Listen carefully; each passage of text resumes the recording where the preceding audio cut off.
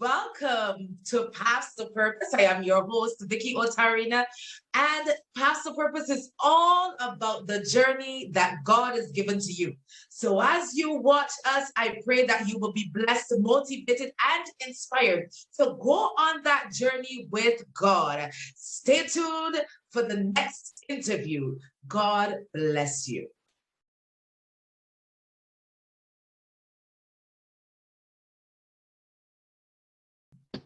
Welcome again. Today we have with us the beautiful Jacqueline Shaulis. She is from the United States of America. And before we begin, I'm going to tell you a little bit about Jacqueline today. She is the Excitable Introvert.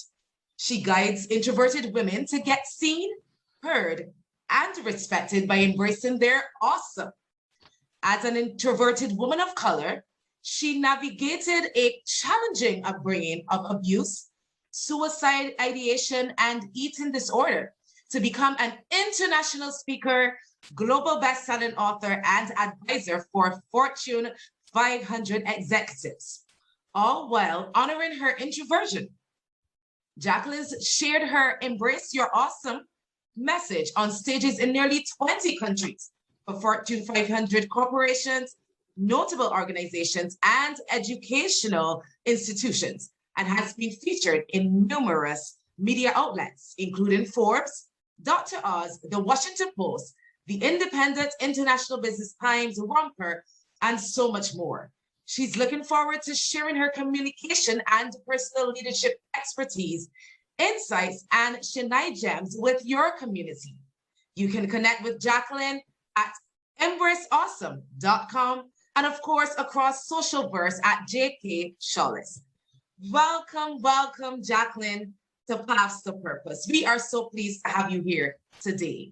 Thank you so much. I'm so happy and honored to be here. Thank you. You're most welcome. So tell us, I know I've read about you, I've read who you are, but I want you to tell us who is really this Jacqueline Shaulis and share that story of where you came from and where you got to where you are today. Absolutely. Well, my story starts off with me being just this weird kid in Texas. I was born and raised in Dallas, Texas. I'm the eldest of three. And so I'm that kid who had these huge dreams and all of these aspirations, and they're like out of nowhere. So I knew from a very early age, I knew I would be writing, I knew I would be speaking, I knew I would be traveling the world, but there was nothing about my existence that pointed to that. I mean, a kindergartner who's saying, I'm going to be a New York Times bestseller when I grow up. That's really unusual, but that was me. And so I'm that kid, like practicing eating with chopsticks because I would need to know that, like just the most. But the beauty of it is that all of that has come to serve me in my adulthood. And as I'm living into really that vision that I had so early on, like knowing where these different places are has served me with actually being there and having conversations about culture and being on, I haven't made New York Times bestseller yet, but I have had 6 global bestsellers on Amazon, and I've been able to speak to these huge audiences, literally 5 continents I've covered. I'm still aiming for South America.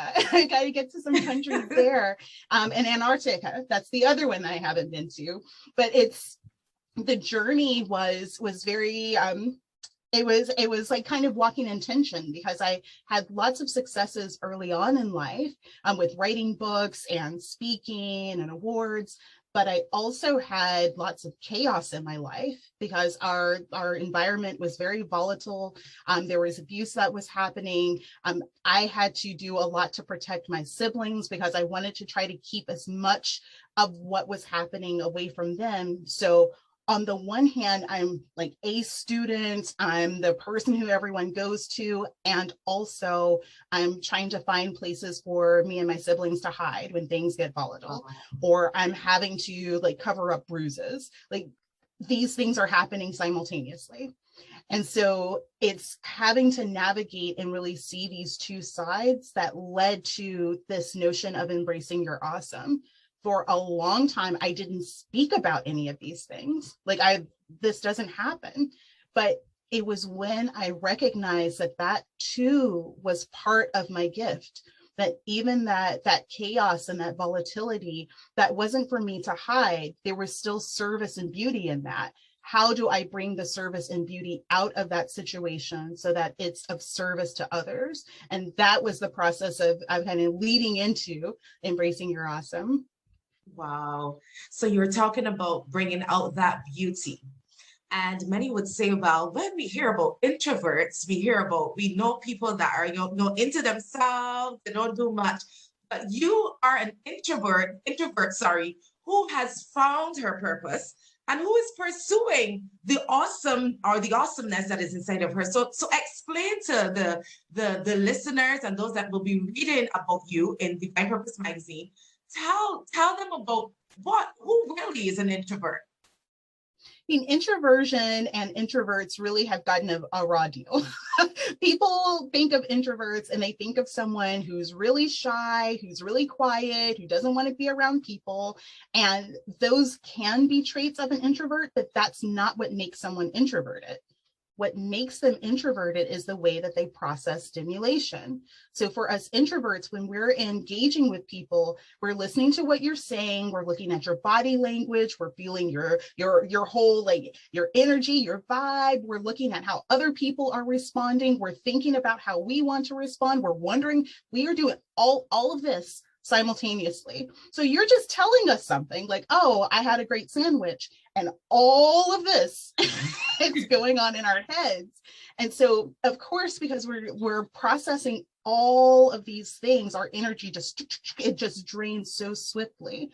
And so for us to first recognize that introversion, it's simply a matter of us having not only taking in so much stimulation, but having to internally process that stimulation. So we need to get away from it in order to process and sort through all of this that we took in. So you can still be on stages, you can still be vibrant and funny and love to be of service. You can still do all of those things and also be introverted. You don't have to pretend to be an extrovert, because that's doing something that you were not crafted to do.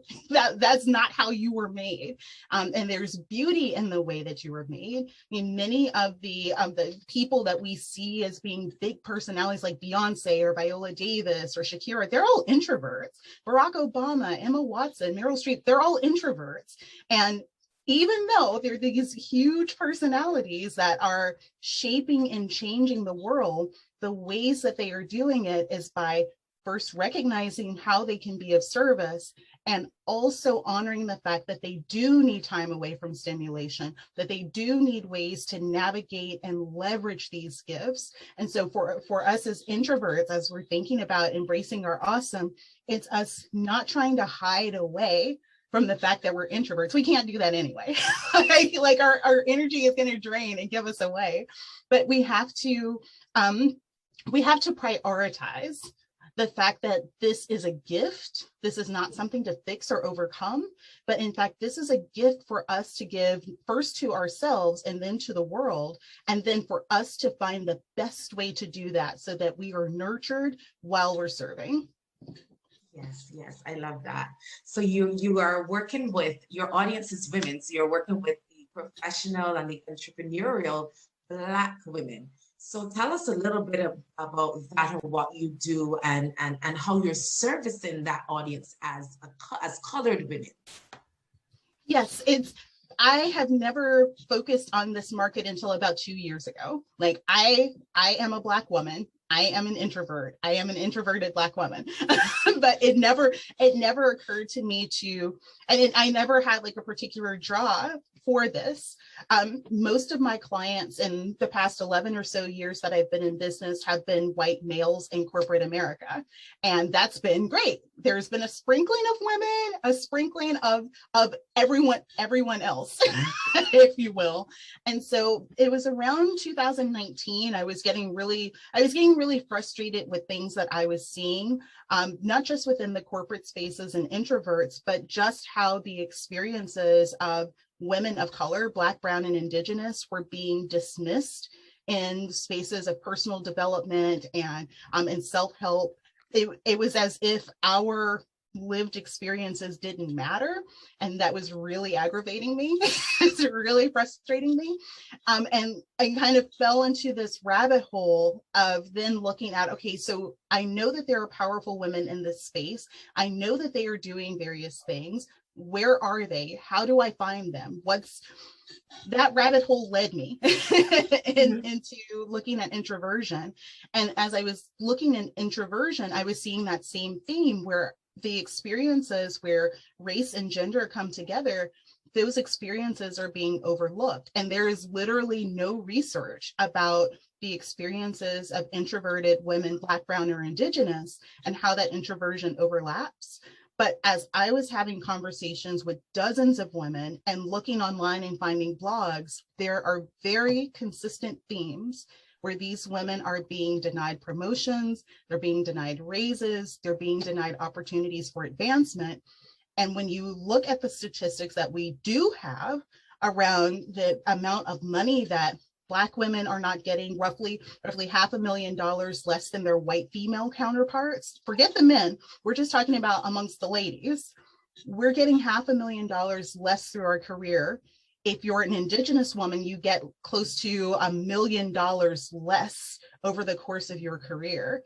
And that's without taking into account managers who will say, you're doing great, but I can't promote you because you don't talk enough. That's without accounting for, we think that you're wonderful, you have 5 stars, but I couldn't recommend you for this promotion or for this raise or for this opportunity because I don't know what you're thinking. And so this really became a much larger issue than simply the microaggression of being told, get out of your shell, just talk more, you need to show up more. Like, this is how my brain works. Stop trying to make me into something else. Like, aside from that, this faulty notion of introversion and the assigning of a story to it. So if you are quiet or if you need to take a bit longer, somehow you are deficient, you can't contribute, so therefore you don't deserve to be in the room, you don't deserve to know that there is a room, you don't deserve to know where the building is in case you do happen to find the room. Like, this entire story gets put onto us in addition to all of the other things that we have to contend with. And that's affecting families, it's affecting communities. I mean, it's such a bigger thing than introversion, but introversion is one of the places to start. And so that's a very long answer to how it is, but it's such a large, it's a much bigger issue than simply, how do I speak up for myself? That might be a starting point, but even if you're speaking up for yourself, if you have people who are making decisions, who are saying, okay, so you're speaking up for yourself in a way that I like or don't like, let me hinder you from opportunities, which means more of your time has to be spent either overcoming those barriers or working around those barriers instead of simply delivering. Right. So what I'm hearing, excuse me, is that you are bringing that colored woman into a place where she is getting to embrace who she is and become more confident in who she is and discover who she is, as well as, discovering who you are. So tell us, as you have a brand, you talk about awesome, helping the woman discover her awesome. So take us through that journey in a synopsis, what it looks like for you to take a Black lady, a colored professional woman who, she knows what she's all about, but she's not been able to get to that place. What is that process of helping her to see that there's an awesome inside of you that needs to be exposed? Yes. Well, awesome, to begin with, awesome is an acronym. Awesome is a thing. It's not what you do, it's who you are. So awesome it stands for your amazing works of expression serving others with maximum enjoyment. And so it's a triad of experiences. And for any woman, especially for women of color to advance, they need that triad. You can't have 2, you can't have 1, you need all 3. So you need first to recognize the power of your amazing works of expression. This is for all of the ways you show up in the world. You're a professional, you're a mother, you're a Christian, you're a coffee lover, like all of these different aspects of your life. These are different ways that you can shine your light and share your gifts. All of them are honorable. All of them are needed. For many women, that especially the ones that I work with, they feel that they have to put aside their motherhood in order to be successful in their career. No, the lessons that you learn as a mother help to feed in and support the ways that you show up as a professional. The things that you learn as a professional help to undergird and support how you show up as a mother. They're not separate. So there's first that piece, that first part of the triad, which is those amazing works, to recognize them, to honor them, and to see that they're all of service. That second piece is serving others. And this is when women are always told to serve others. Like, we don't have a problem with serving others. We're supposed to serve other people and put ourselves on the back burner, but we're told that, but that is not how we're supposed to, we weren't meant to operate in that space. And so serving others means recognizing that your life is a lesson. Not only what you're going through and how you get through it, does that serve to teach others, but also the lessons that you learn by getting through. And as you're going through it, these become a service to empower and equip other people. There are folks watching us and how we're living life, and they get lessons or encouragement. We all have someone we watch from afar. It's like, oh, I don't know how she did it, but oh, I'm so glad that she's here. I have that much more. I have a tiny bit more strength to get through whatever my thing is. That's serving others. When you are living a life that is a lesson for yourself and for others. And then the last part of that triad is maximum enjoyment. And that's the piece that many of the women struggle with. We don't mind having joy for the sake of others or what other people consider to be like acceptable for joy, but it's about us enjoying this life that we have been graced with. We have been blessed with this life. We shouldn't go through it always focusing on what everyone else wants, and then at the end being so drained, so resentful, and really regretful because the one thing we wanted to do for ourselves, we never got around to doing. So maximum enjoyment is for us to show up in a joyful place for our own happiness, our own delight, our own pleasure. Because when we are in that, like the saying, like if mama's not happy, no one's happy.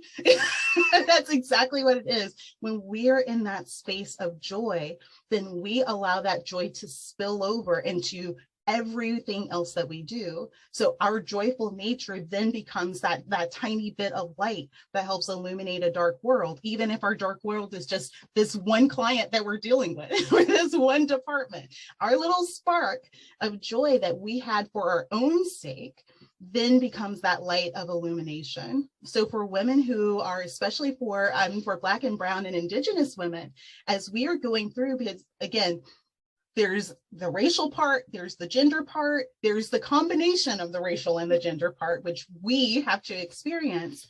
It's so important for us to recognize that we need all three of these things, because when we have all three, that's when we are showing up in our highest and our brightest and our best. So you said you've worked with companies.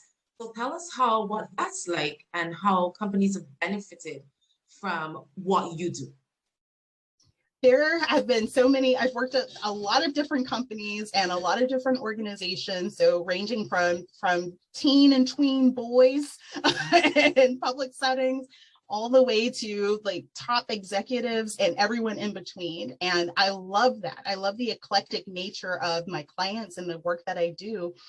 One of the proudest moments, and I don't get to share it too much, but one of my clients, she started working with me. She worked for a big media firm and they were looking to break up the company. It's very contentious. And she was able to navigate away from that. And it saved the organization around $100 million when they later sold. It's like, that is such a huge win. That's such a big thing. And it's not even a win for me. It's a win for her because she was terrified to be that voice of reason. She was terrified of that and was really afraid that if she spoke up, it was going to put her career on the line. And so as we were working together, it's like, no, you are helping to not only show up for yourself, but for all of these other employees who will no longer have a livelihood, for all of these other organizations and vendors that are going to be affected by it. Like, you speaking up has the power to really shift and shape that conversation. So she's like one of my biggest ones. And even for some of the boys that I worked with, it was amazing working with them and seeing these boys who come from very challenging upbringings. They've had all manner of trauma. And for them to say, you know what, I didn't think that I would be able to do this, but I can see how I can do this. And there was one boy who was in the 9th grade and he wanted to be a structural engineer. And there's like, similar to me, there's nothing in his environment. Like, why would that come to your mind of a thing? And he couldn't see. And he was saying he was frustrated about it because he knows he wants to do this. But as we're working together, he's like, I see how I can do this. Like, I see how I can bring this to my community. And what he wanted to do was he wanted to be able to learn structural engineering so that within his community, he would be able to build safe housing and safe like community buildings. Wow. Mm-hmm. It's like, this is so powerful. And his desire to serve the community, that even though it's not perfect, but his passion for it finally met, oh, these are the steps I need to do. Oh my gosh, it just made my heart sing. And that's a generation and a community already transformed because he shows up in it differently. But even potential, oh my gosh, yeah. Yes. So you're transforming lives, you're bringing out potential, you're helping persons to see the awesome that is inside. And you are also an author, and you've co-authored many books, and you also have a book coming up. So I want you to tell us about that book. But you have worked with some persons over the years. You've worked with Cheryl Wood, Les Brown in the book. You Are Enough. You also did Make It Matter by Ryan C. Green, Power of Women by Purvi Tantia, and so much more. Life as an Entrepreneur, which is going to be coming out in 2022, and that's by Torea Avant. So I want you to, encourage those authors out there, but tell us what this journey has been like as an author, and also tell us about that new book coming out. Absolutely. Well, like I mentioned, my journey started very early on. So my very first book was an anthology that I published when I was 11. So I was publishing and doing like my very first book tour was then. And that experience is very different than what I do now, but it planted the seed for me to continue doing this. And so starting out with that kind of collaborative mind space. Now in the past couple of years, I've gotten more into collaborative projects. And it's great to not have all of the pressure of writing on just me. As most of my books I've written, like singularly written about a dozen or so books that are just, and it's all on you. The writing, finding the editors, getting the market, like everything's on you. So it's nice when I'm doing these collaborative pieces to like be able to share the load, but also the experience of it when you're working with such amazing people. I mean, I remember as a kid, like us listening to Les Brown and my parents like just being so excited, and then now in adulthood being able to co-write a book with him and being on stages with him. I mean, it's just full circle moments that I would not have expected. I mean, even though I knew that I would be a best-selling author, even though I knew I would be writing, I could not have fathomed the places that my writing and my speaking would take me. I couldn't imagine it. If I thought of the most crazy situation, I wouldn't have pulled him out. I wouldn't have pulled like George Fraser out of the ether. It's like, yeah, I'll be working with him. Like, I'm working with it. Like, just these amazing experiences. So that it's one of the most important things is when it comes to writing, and I've done all kinds, fiction, nonfiction, poetry, you name it, is for you to allow yourself to not only put those thoughts and those emotions into the page, but allow yourself to receive what comes with that. that was a part that I struggled with. It wasn't a problem for me to write it, but for me to hear people saying good things about my writing and them wanting to buy my books and them wanting to know what's coming next, I struggled with that. So as a writer, recognize that there is power and there is value to what you have to share on the page. Be willing to share it, but also receive that goodness that comes from you sharing from an authentic place. And for this book that's coming up that releases in January, it's called Yes, Introverts Can. And I am so excited about this. This is going to be the first book in a series where I'm talking about the experiences of introverts. And this book focuses on not only similar to what we talked about, what introversion is or isn't and why it matters, but for us to see what are the techniques as an introverted woman of color that we can use while looking at examples of introverted women of color. So we're examining people like Naomi Osaka and how she uses trusting her truth to use her introversion in service to what she's doing. I mentioned Beyonce. We talk about her in the book, Viola Davis. We mentioned Cicely Tyson. There are all of these amazing women that many women of color look up to and just didn't know that they were introverts. So we look at how they are taking the reins of their introversion and using that to live deeply and impact greatly. Right. Awesome. Awesome. You are truly an awesome lady. And I want to thank you so much for spending this time with me. Jacqueline, it's been a pleasure. And we just thank you. Thank you. You're welcome.